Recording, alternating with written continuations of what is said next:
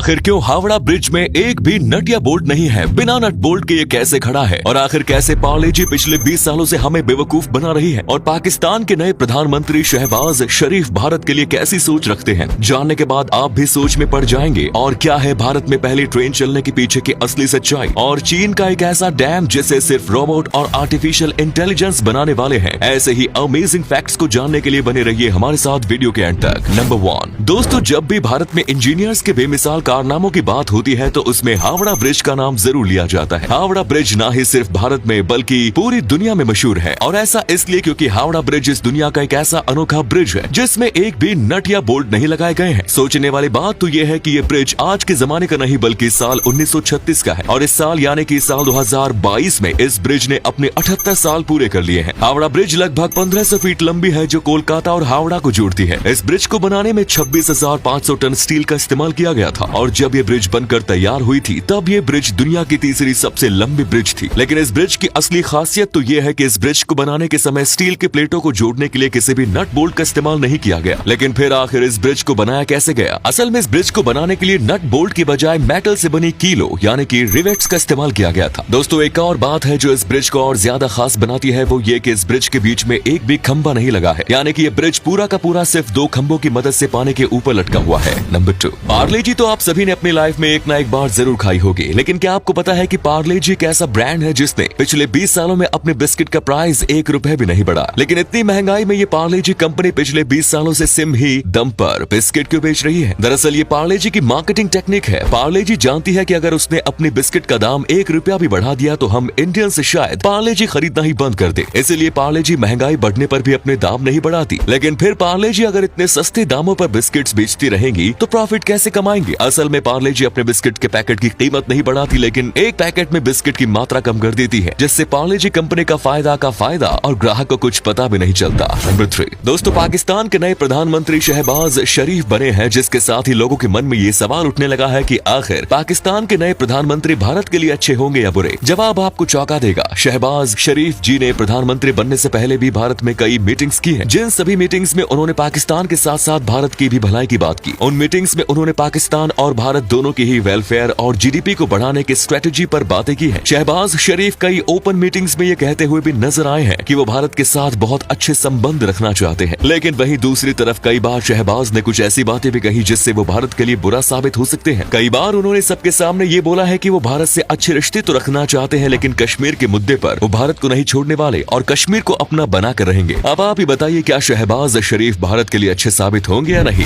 Number 4 दोस्तों, सन 1853 में भारत की पहली ट्रेन बॉम्बे और थाने के बीच 34 किलोमीटर चली थी। लेकिन सोचने वाली बात यह है कि भारत की पहली ट्रेन अंग्रेजों की हुकूमत में चली थी। भारत के कई नौजवान आज भी ट्रेन को अंग्रेजों का सबसे अच्छा काम मानते हैं। लेकिन असल में अंग्रेजों ने भारत ट्रेन लाया किस लिए था, इसके पीछे की वजह जानकर आप भी चौंक जाएंगे। असल में अंग्रेज पूरे भारत में ब्रिटेन की बनी चीजों को बेचकर दबा कर धन दौलत कमाना चाहते थे। लेकिन उनके सामने समस्या ये थी कि भारत बहुत विशाल देश है जिस वजह से पूरे भारत में ब्रिटेन की चीजों को पहुंचना मुश्किल था। और उनके इस मुश्किल को सुलझाया ट्रेन के आविष्कार ने। अंग्रेजों ने ट्रेन सिर्फ और सिर्फ अपने फायदे के लिए शुरू की ताकि वो अपना व्यापार पूरे भारत में बहुत तेजी से फैला सके और पूरा भारत को तेजी से लूट सके। अगर ट्रेन का आविष्कार ना हुआ होता तो अंग्रेज भारत को उस तेजी से कभी नहीं लूट पाते जिस तेजी से उन्होंने भारत को लूटा। नंबर 5 दोस्तों, एक डैम बनाने के लिए 7 से 10 सालों का लंबा समय लगता है। लेकिन चीन का एक ऐसा डैम बनने जा रहा है जिसे बनने में सिर्फ 2 साल लगेंगे। असल में चीन दुनिया का पहला 3D प्रिंटेड डैम बनाने जा रहा है जिसका नाम यांगकू प्लस माइनस डैम होने वाला है। सबसे खास बात तो ये है कि इस डैम को बनाने के लिए चीन रोबोट्स और आर्टिफिशियल इंटेलिजेंस का इस्तेमाल करने वाला है। चीन का दावा है कि इस डैम के निर्माण के समय इस्तेमाल होने वाले बुलडोजर, ट्रक खोदने वाली मशीनें, पेवर्स और रोलर्स सभी चीजें आर्टिफिशियल इंटेलिजेंस की तकनीक से चलेंगे। यही वजह है कि ये डैम सिर्फ 2 साल के अंदर बनकर तैयार हो जाएगा। इस डैम की ऊंचाई 180 मीटर होने वाली है। नंबर 6 दोस्तों, सोशल मीडिया पर आपने देसी जुगाड़ की कई वीडियोस देखी होंगी क्योंकि हमारे देश में जुगाड़ी लोगों की कोई कमी नहीं है। लेकिन ये देसी जुगाड़ कई बार हमें बिल्कुल हैरान कर देते हैं। ऐसे ही एक देसी जुगाड़ को देखिए, कैसे ये आदमी एक खाली कोल्ड ड्रिंक के बोतल को फल तोड़ने वाली जुगाड़ू मशीन की तरह इस्तेमाल कर रहा है। दरअसल इस जुगाड़ को एक लड़के ने बनाया है। वीडियो में आप देख सकते हैं कि कैसे ये लड़का सिर्फ कुछ पाइप्स, कोल्ड ड्रिंक की खाली बोतल और रस्सी की मदद से एक फल तोड़ने वाला जुगाड़ू मशीन बना लेता है। नंबर 7 साउथ की मूवीज खास करके पुष्पा, RRR, KGF चैप्टर 2 ने तो पूरे इंडियन सिनेमा को ही हिला के रख दिया। लेकिन साउथ के मूवीज को जो चीज सबसे खास बनाती है वो है हीरो की एक्टिंग और हीरो के जबरदस्त डायलॉग्स। लेकिन इन डायलॉग्स को हम जिस आवाज आवाज में सुनते हैं उस आवाज के पीछे भी कुछ महान लोग छिपे हैं। उन्हीं में से ही एक नाम है संकेत म्हात्रे। उन्होंने लगभग अल्लू अर्जुन की हर एक मूवी में उनको आवाज दी है। और बात करें रॉकिंग स्टार यश के हिंदी आवाज की, तो रॉकिंग स्टार यश को हिंदी में सचिन गोले ने आवाज दी। इनकी आवाज यश के ऊपर सबसे ज्यादा फिट होती है। तो उम्मीद है वीडियो पसंद आई तो इसी के साथ वीडियो को लाइक करके अपने दोस्तों में शेयर करना ना भूलें। धन्यवाद।